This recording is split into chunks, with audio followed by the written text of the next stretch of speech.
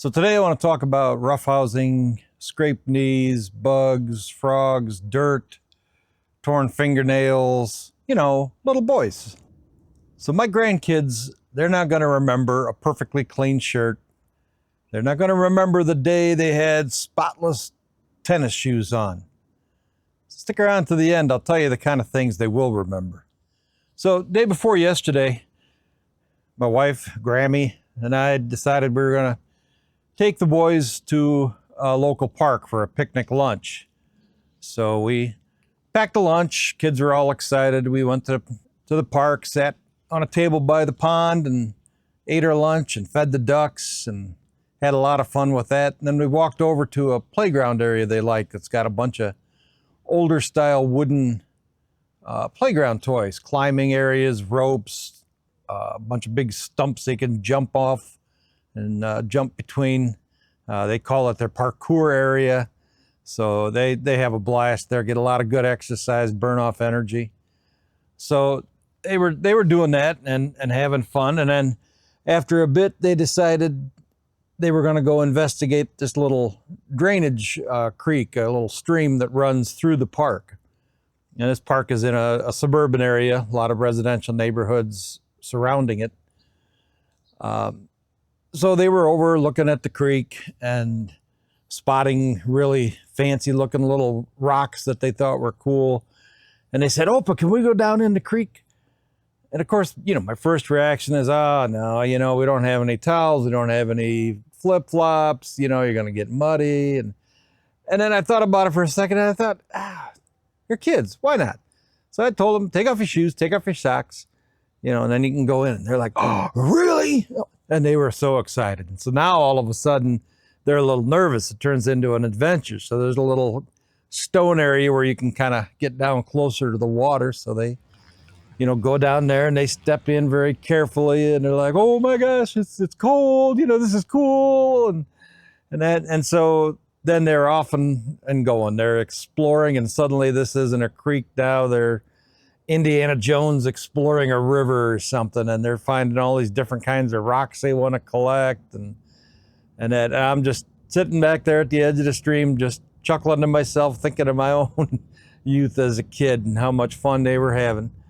And so, of course, didn't let them get crazy. I told them, walk slow, don't go too far. And they wanted to go through the concrete culvert that the road ran over. It's like, no, let's not do that yet. That's too muddy and slippery and stuff. But they had a blast. So after a bit, it was getting hot and they'd had just about enough. So I cut it short here before they started getting really bored. And so we dried off our feet with a couple of old McDonald's napkins we had in the glove box. And it's like, just get in the car barefoot. Your feet will dry off. And they said, "Oh, can we go to Sheetz and get a local gas station, go to a convenience store and get a slushie and a candy bar?" And I'm like, "Yeah, sure."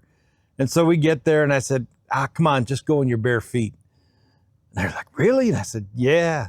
I said, "Now, don't make a big deal. You're not supposed to do this. You're supposed to wear shoes."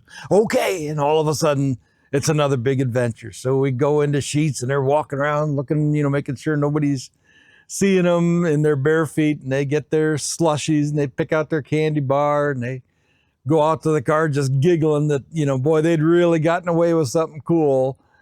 And of course, Grammy gives them a hard time and they're laughing about it. Those are the kinds of things that build memories.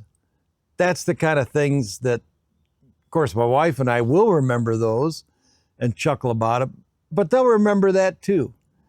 They're already doing that, now. Like, "Opa, remember the time?" And I'm like, no, I don't honestly remember, but I'll say, "Yeah, oh yeah." It's amazing what the kids remember, what seems like just such a tiny little random thing. So it's important to let kids be kids. They're not always going to be perfect little angels with their collars all done up right. There's a time and a place for that. Take them to church. They want to look nice if you can. Good luck. But the things that build memories are the things that are a little bit more chaotic. And a little chaos is kind of the price of childhood wonder and adventure. And the kids, they're learning that messes and chaos is okay, but they also learn that there are some limits and, about being responsible, about, respecting other people's property and, keeping a little bit of safety in mind and respect for others. So that stuff could all be taught together, even when you're doing something as silly as wading through a muddy creek or going into the gas station, barefoot as an adventure. So the best advice I could give you is don't try to micromanage every mess. Go with the flow, enjoy it, keep them safe, but let them have fun. Let them be kids. I saw written down somewhere, dirt washes off, but memories don't.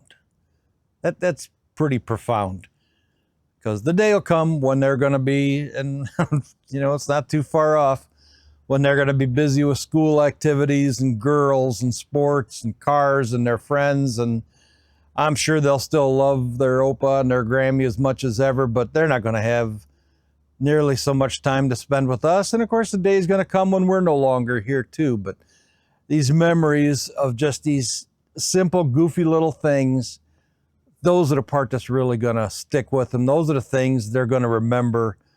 You're not raising a China doll. You're raising a person, a responsible person that has learned to take responsible risks. They've learned to be a little bit adventurous. They've learned to be brave.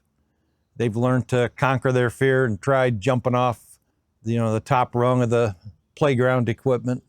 And think back about how you were raised if you're my age.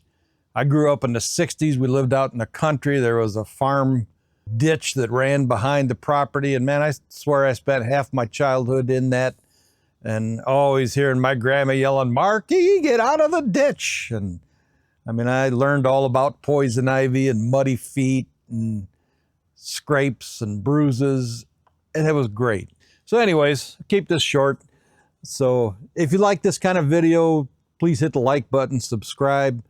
And I'd really love to hear your comments. If you got some stories about your childhood and goofy things you did, or better yet, stories about the unconventional things you've done with your kids or grandkids that they looked at as a real adventure, I'd love to hear them. So anyways, that's all I got for now. This is Opa signing off, wishing you wherever you are and whenever you're watching it, hope you have a great day. Thanks.